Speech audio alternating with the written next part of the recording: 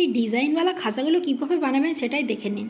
দেখুন, তার জন্য প্রথমেই আমি এখানে 1 বাটি ময়দা নিয়ে নিয়েছি। এবার ময়দাটাকে একটা পাত্রের মধ্যে নিয়ে এর মধ্যে নুন আর কালো জিরে দিয়ে আর বেশ খানিকটা রিফাইন্ড অয়েল দিয়ে খুব ভালো করে ময়ান দিয়ে অল্প অল্প করে জল দিয়ে মেখে একটা ডো রেডি করে এটাকে ঢাকা দিয়ে রেখে দিয়েছি।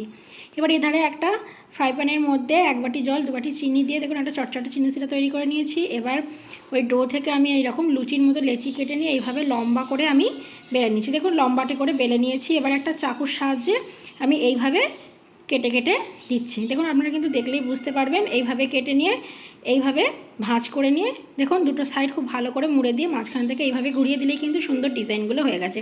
এভাবে আমি সমস্তগুলো করে নিয়েছি। এবার একটা কড়াইয়ের মধ্যে বেশ খানিকটা রিফাইন্ড অয়েল গরম করে এগুলোকে দিয়ে গ্যাস ফ্লেমটা লোয়ে রেখে উল্টে পাল্টে এগুলোকে লাল লাল করে ভেজে নেবো। এখন এরকম লাল লাল করে ভেজে নিয়েছি। এবার এগুলোকে তুলে নিয়ে যে চিনির শিরাটা করেছিলাম এটা এখন হালকা উষ্ণ আছে, এর মধ্যে গজাগুলোকে উল্টে পাল্টে নেবো। এবার ঠান্ডা হয়ে গেলেই তৈরি হয়ে যাবে মুচমুচে মিষ্টি খাজা। ভালো লাগলে লাইক করে